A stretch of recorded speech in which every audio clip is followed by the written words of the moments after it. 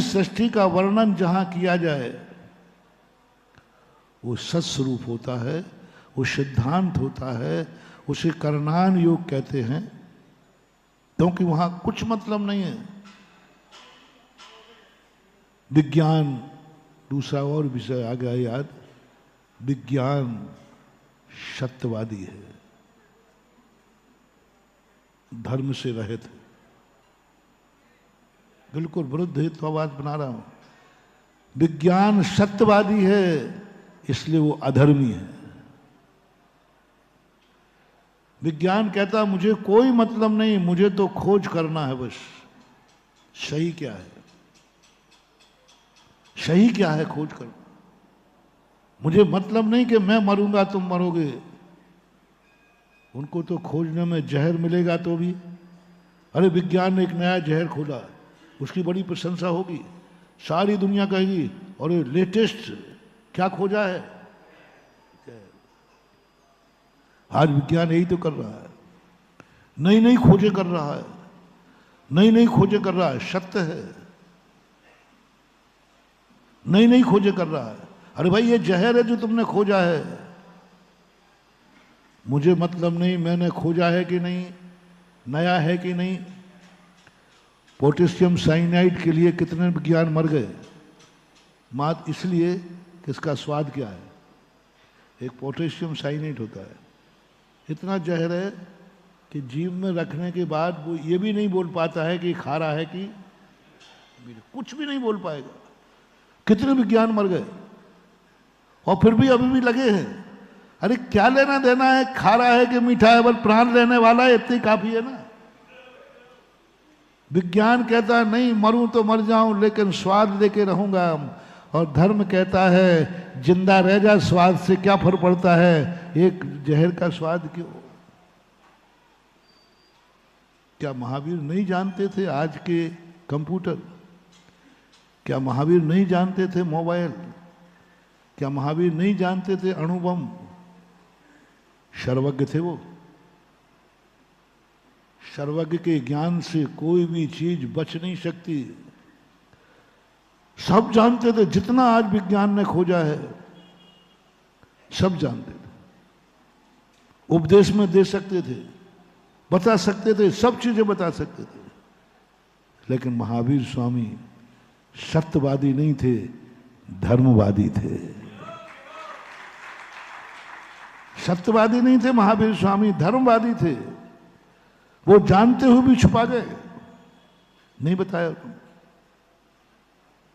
और वही छुपी हुई वस्तुएं तुम बाहर निकाल रहे हो। ऋषभदेव ने एक वस्तु छुपा ली थी, 3 वर्णों की स्थापना की थी, चौथे वर्ण की स्थापना नहीं कर पाए। भरत चक्रवर्ती ने सोचा कि शायद पिताजी भूल गए हैं, शायद पिताजी भूल गए हैं, 3 वर्णों की स्थापना की, चौथा भूल गए, तो इस कार्य को मैं करता हूं। पिताजी से बाद में जाके कहूंगा पिताजी आपका अधूरा काम मैंने पूरा किया। और चतुर्थ वर्ण की स्थापना करके भरत चक्रवर्ती समूषण में पहुंचा और बोला भगवान जो काम आप नहीं किया था, भूल गए होंगे आप चूक गए होंगे, वो काम मैं करके आया हूं। क्या करके आए? चतुर्वर्ण की स्थापना करके आए। भगवान की ध्वनि में आया, हा चक्री तुमने अनर्थ किया, तुमने अनर्थ किया। मैंने इसलिए छोड़ दिया था कि ये चतुर्वर्ण आगे जाकर के इतना अहंकारी होगा कि ये सच्चे धर्म का नाश करेगा और मिथ्या धर्म की स्थापना करेगा। क्योंकि ये पद ऐसा है, ये वर्ण ऐसा है जिसमें लोगों की इतनी पूजा हो जाएगी कि जमीन पर नहीं चलेंगे। हाँ दुष्ट कर्म हमने बहुत गलत किया, दुखदाई बनेगा आगे जाकर के। भरत चक्रवर्ती तो क्या सोच के गया था कि मुझे शाबाशी मिलेगी, शाबाशी मिलेगी, बहुत बेटा जो मैं भूल गया वो तुमने पूरा। वहां जब पढ़ा चक्रवर्ती रो पड़ा, बोले प्रभु मेरे से गलती हो गई। बोले तुमने ये अकल नहीं लगाई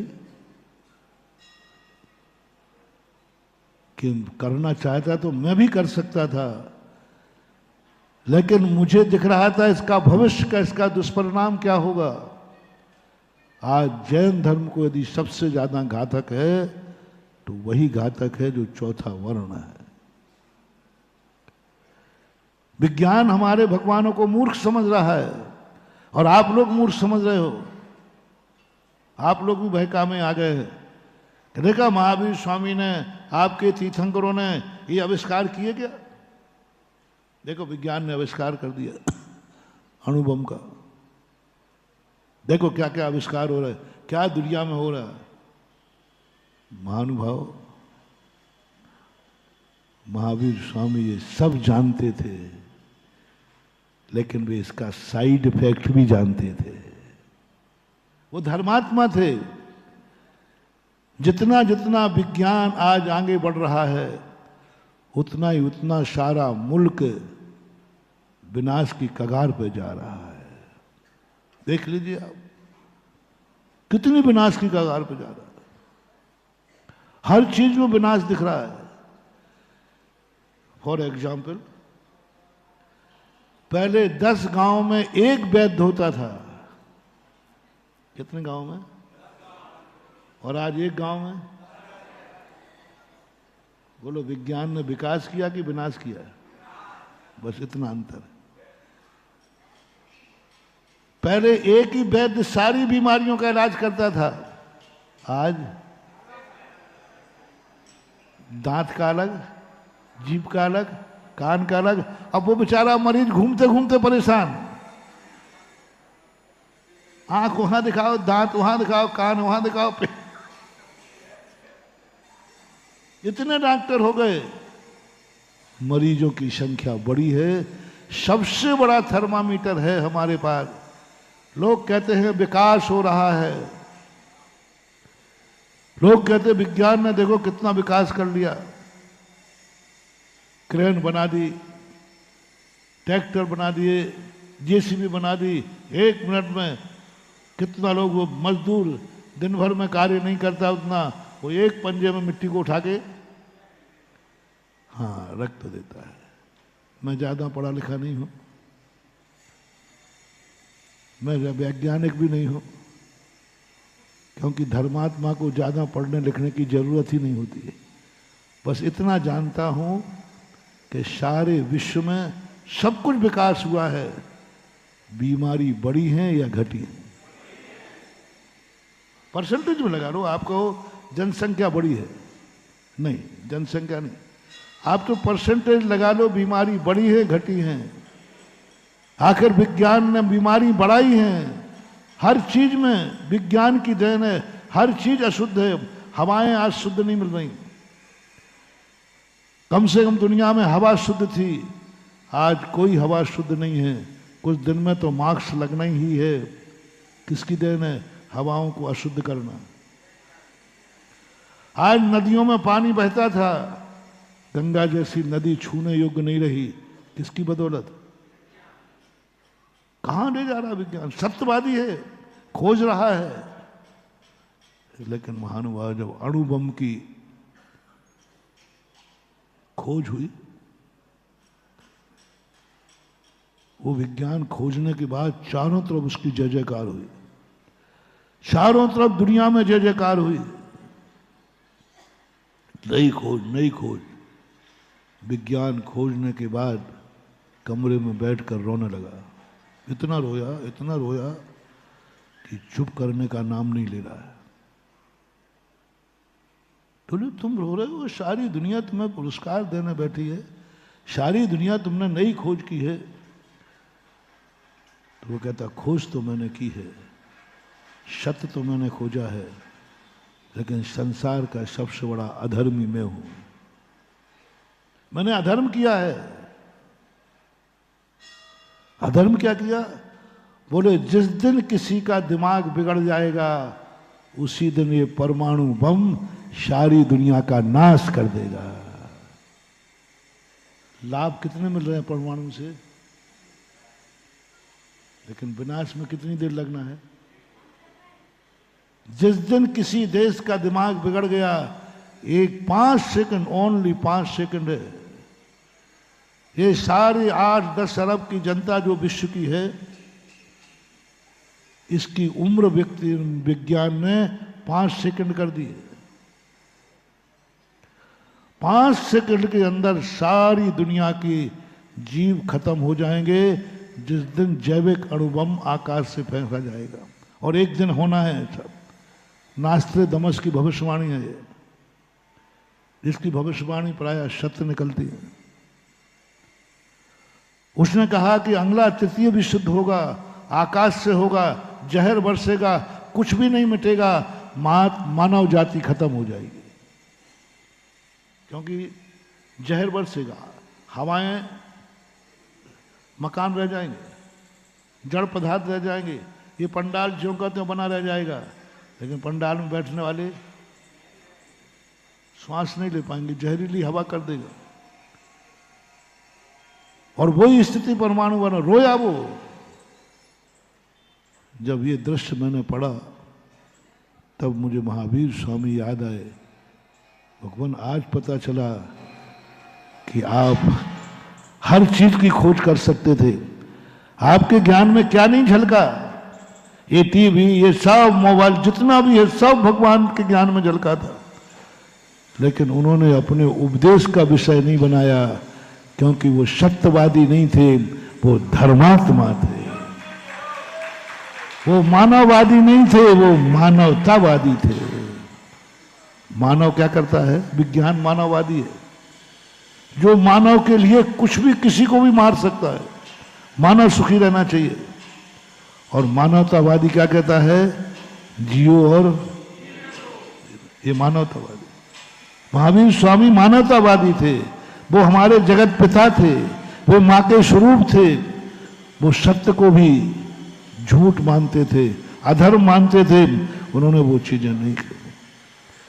एक पिता कितनी चीजें जानता है, लेकिन बेटे को कौन सी चीज बताता है? एक पिता शराब के अड्डे का रास्ता जानता है कि नहीं? बोलो। लेकिन बेटे को मंदिर का ही बताएगा। बेटे को मंदिर का ही बताएगा। वो जानता है कि शराब का अड्डा कहाँ है, रास्ता जानता है। लेकिन यदि सच्चा पिता है तो मंदिर का रास्ता तो बताएगा, लेकिन शराब के अड्डे का रास्ता छुपा देगा, छुपा लेगा। जब एक बेटे के पिता सत्य को छुपा रहे हैं, शराब के अड्डे का रास्ता जानते हैं, लेकिन उन्होंने बेटे को नहीं बताया। पिताजी मर गए। मरने के बाद एक दिन बेटा उस रास्ते पे चला गया, वो शराब का अड्डा निकला। वो कहता, मेरे पिताजी इतने मूर्ख थे, गांव के हर रास्ते जानते थे, लेकिन ये रास्ता तो जानते ही नहीं थे, तो मैंने खोजा है। देखा, पिताजी गांव में रहे, जिंदगी भर रहे, लेकिन ये रास्ता तो उनको मालूम ही नहीं था, क्योंकि सारे रास्ते मुझे बताए, आज तक ये रास्ता नहीं बताया। तो वो छोकरा कहता है, हमारे पिताजी मूर्ख थे, हम उनसे ज्यादा ज्ञानी हैं कि हमने नया रास्ता खोदा, लेटेस्ट नया रास्ता खोदा। क्योंकि पिताजी ने उसको वो रास्ता कभी पता ही नहीं था। सब रास्ते बता दिए, ये भागोदय जाता है, ये मंगलगिरी जाता है, ये मोराजी जाता है, ये कटरा, सब बता दिए, लेकिन ये रास्ता तो कभी कहा ही नहीं हमारे पिताजी ने। लगता है पिताजी को मालूम नहीं थे। जो चीज पिताजी को मालूम ना हो और तुम्हें मालूम हो, तो तुम जमीन पे नहीं चलोगे, कहोगे मालूम, बाप शेर तो बेटा देखा मैंने नई लेटेस्ट खोज की है, ये रास्ता तो इनको मालूम ही नहीं था। अरे मूर्ख, रास्ता तो पता था, लेकिन वे तुम्हारे पिता थे। पिता जानते हुए भी वह रास्ता नहीं बता सकते जिस रास्ते में बेटे का बस विज्ञान वो ही कपूत है। विज्ञान आज का वही है जो कहता महावीर जानते थे आपके क्या, आपके राम भगवान जानते थे क्या? हर संप्रदाय धर्मात्माओं को विज्ञान उंगलियां देखा, आपके भगवान जानते थे क्या? देख ला, मैंने टीवी बना के दिखा दिया, देखा मैंने मोबाइल बना के दिखा दिया, मैंने ये सारे आविष्कार करके दिखा दिए। वो महावीर को मूर्ख समझ रहा है, लेकिन हकीकत क्या है? महावीर मूर्ख नहीं थे, वे जगत पिता थे। वो क्या थे? जगत पिता थे। उन्होंने कहा नहीं, मैं जगत पिता हूं, ये सब मेरी संतान है, इनको वही रास्ते बताऊंगा जिस रास्ते में इनका कल्याण है। और वो रास्ते कौन कर गए अपने उपदेश में? क्योंकि तो महाराज भगवान भी बुद्धिपूर्वक बोलते हैं। सुनना, बहुत बड़ा राज खोल रहा हूं। कोई जैन दर्शन का ज्ञाता कहेगा महाराज भगवान भी कुछ छुपाते हैं क्या? भगवान की बात तो बुद्धि रखते ही नहीं, वो तो जो आया नहीं। समोषण में जो बैठे होते हैं उनके अनुसार बुद्धि खिलती है, और समोषण में जो आए हैं वो हित चाहने वाले आए हैं कि अहित चाहने वाले? बस ये है, हित चाहने वाले समोषण में बैठे हैं, ये पूछ रहे हैं कि भगवान मेरा हित किसमें है? तब भगवान की वाणी वही खिलेगी जिसमें तुम्हारा हित है। उन्होंने छुपाया नहीं है, क्योंकि हित चाहने वाले बैठे। बोलो यहां तुम हित चाहने की बात आए हो कि अहित की? तो वही वाणी निकलेगी जो हितकारी है। अहितकारी भगवान के मुख से निकल भी जाए तो हमें सुनाई नहीं पड़ेगी, क्योंकि हम तो हित की वाणी सुनने आए। तो हित की वाणी जब सुनोगे तो महावीर के मुख से हित ही निकलेगा, अहित नहीं निकलेगा। बाकी उनके सर्वज्ञ के ज्ञान में सब कुछ था, सब जानते थे, सब कुछ मालूम। यही स्थिति धर्म की तरफ बढ़े, अपन सत्य को जाने लेकिन सत्य का अनुकरण ना करें। सत्य को जाने लेकिन सत्य को स्वीकार करें, ये जरूरी नहीं है। सत्य समझें, सिद्धांत समझें, कर्णानुयोग पढ़ें, ज्ञान करो कर्णानुयोग को, लेकिन जो कर्णानुयोग है उसको जीवन का आधार न बनाए। जीवन का आधार बनाए धर्म को। कर्म सिद्धांत तो कर्णानुयोग से आज तक किसी को मोक्ष नहीं हुआ। जब भी कोई मोक्ष मार्ग पे चलेगा तो चरणानुयोग से चलेगा। राग द्वेष निवृत्त चरणों प्रतिपद्यते साधु। राग द्वेष की निवृत्ति करना है, वो चारित्र से ही होगी। और चारित्र में सत्य हो ये कोई नियम नहीं है, लेकिन धर्म कूट कूट के भरा हुआ है। जो मैं कहना चाह रहा हूं, कल्याण किससे है? चारित्र से। और चारित्र सत्य का ज्ञान करावे कोई नियम नहीं है, लेकिन चारित्र धर्म शिरोमणि होता है, तुम्हें धर्मात्मा जरूर बनाएगा। तो कल्याण सत्यवादी बनने से है कि धर्मात्मा बनने से? डिस्ट्रक्शन करते जाना।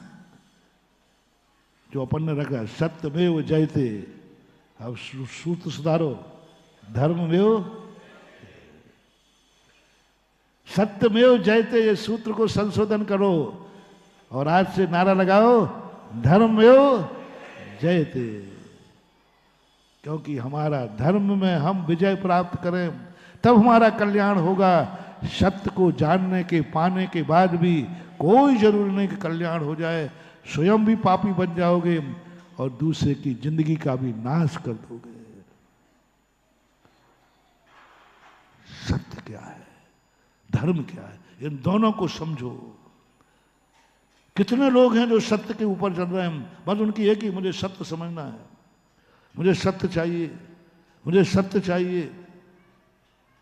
विज्ञान भी यही कह रहा है, सत्य चाहिए, मरोगे मार डालेगा। कोई यदि तुम्हें सत्यवादी मिल जाए तो क्या करके जल्दी उससे दूर हट जाना, नहीं तो बर्बाद हो जाओगे, ध्यान रखना। सत्यवादी की कभी संगति मत कर लेना, नहीं तो तुम पिटोगे और वो तो पिटेगा ही। हाँ, क्योंकि ये सिद्धांतवादी है। सिद्धांतवादी व्यक्ति बड़े खतरनाक होते हैं, अपने सिद्धांतों पे इतने अडिग होते हैं। उनसे कहो कि भाई थोड़ा लचीला बनो, नहीं। सिद्धांतवादी कैसे होते हैं, स्कूटर नहीं मुड़ेगा, सड़क को मुड़ना पड़ेगा। क्या कहा, स्कूटर पे तो स्कूटर जाएगा, वो नहीं मुड़ेगा, सड़क को मुड़ना पड़ेगा। बोलो भाई, टक्कर होना है कि नहीं? इसलिए स्कूटर पर बैठने के पहले देख लेना चलाने वाला सत्यवादी तो नहीं है, नहीं तो वो ऐसी टक्कर मारेगा। बोले क्या हो गया साहब, स्कूटर थोड़ी मोड़ूंगा, मुझे तो उस दिशा में जाना है ना। वो थर्मोमीटर लेगा, कहाँ है जाके भागोदय, कहाँ है जाके मंदिर, वो ठीक यहाँ से 90 डिग्री पूरब दिशा, 90 डिग्री पर वो 90 डिग्री पूरब दिशा छोड़ देगा और आगे जाके यही फाटक पर टकरा जाएगा। क्योंकि सड़क तो मुड़ी हुई सड़क भी 90 डिग्री पर ले जाएगी, लेकिन मुड़ना पड़ेगा। और सिद्धांतवादी कहता है जब 90 डिग्री पर जाना है तो मुड़ना क्यों, जैसे वो यूं नहीं, थर्मामीटर अड़ गया 90 डिग्री से तो मार टक्कर। यहां से 3 बत्ती तक जाने तक कितने मोड़ है, और तुम्हारा स्कूटर तो मुड़ेगा नहीं, क्योंकि तुम सिद्धांतवादी हो। सिद्धांतवादी कभी झुकता नहीं, मुड़ता नहीं। जो झुकता नहीं, जो मुड़ता नहीं, वो मरता है, ये ध्यान रख लो। इसलिए पूछ लेना पहले, भाई तू सत्यवादी तो नहीं है। और जो धर्मवादी होगा वो कहेगा स्कूटर के अनुसार सड़क नहीं चलेगी, सड़क के अनुसार स्कूटर मुड़ेगा। इसको बोलते शक्यानुष्ठान, इसको बोलते अर्पिता नर्पित सिद्धि, इसको हैं सापेक्षवाद, इसको बोलते हैं श्यादवाद, इसको बोलते हैं अनेकांतवाद, इसको बोलते हैं जैन धर्म। सड़क के अनुसार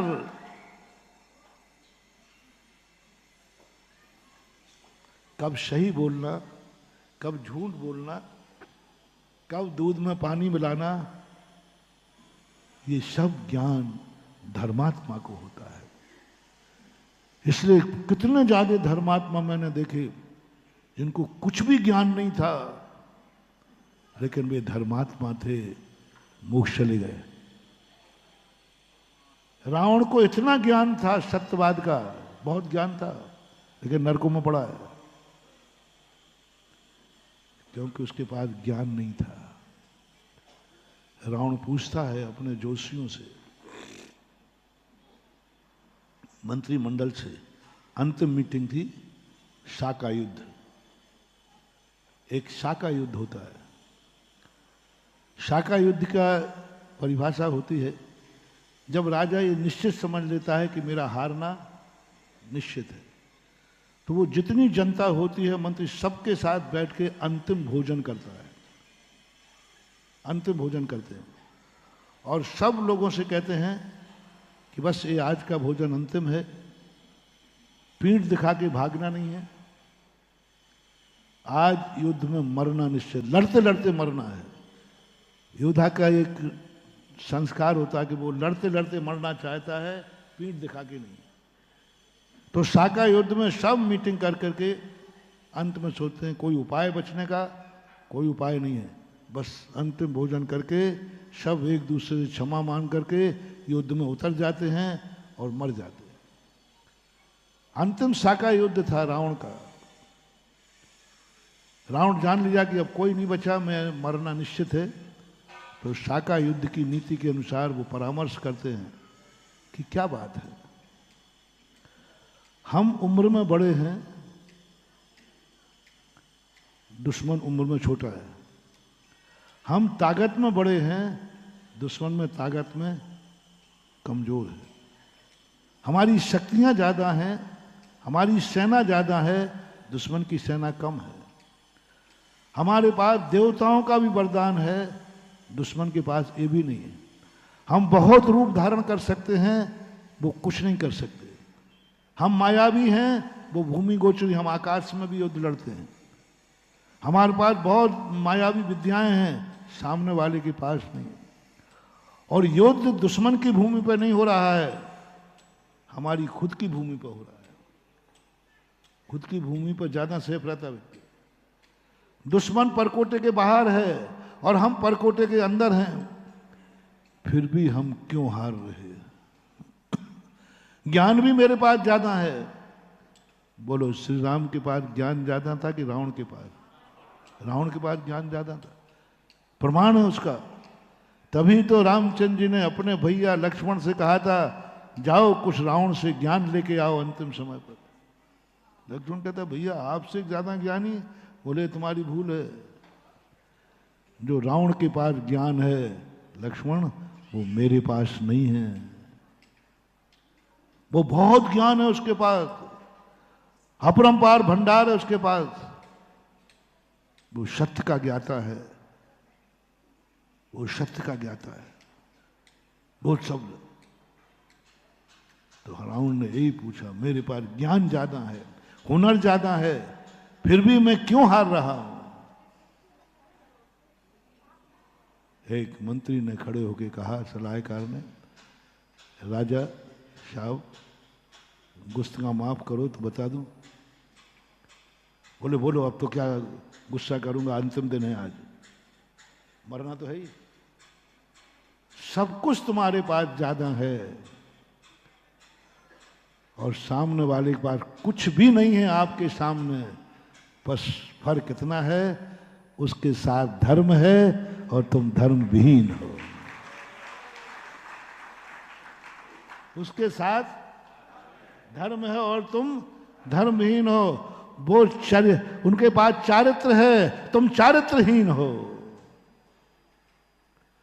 वो चारित्रवान है और तुम चारित्रहीन हो। तुम चारित्र के नाश करने के लिए लड़ रहे हो और वो चारित्र की रक्षा करने के लिए लड़ रहे हैं। बोलो, राम किस लिए लड़ रहे थे? एक नारी के शील की, एक नारी के चारित्र की रक्षा करने के लिए। और रावण किस लिए लड़ रहा था? एक नारी का शील बिगाड़ने के लिए। राम मर जाएंगे, सीता को हम अपहरण कर लेंगे। रावण लड़ रहा है एक नारी के चारित्र को बिगाड़ने के लिए और श्री राम लड़ रहे हैं एक नारी के चारित्र को बचाने के लिए। बस इतना ही अंतर है, आप चारित्रहीन हैं और वो चारित्रवान है। और सारी दुनिया की शक्ति एक तरफ हो जाए, लेकिन जिसके पास चारित्र है, धर्ममेव जयते, चारित्रमेव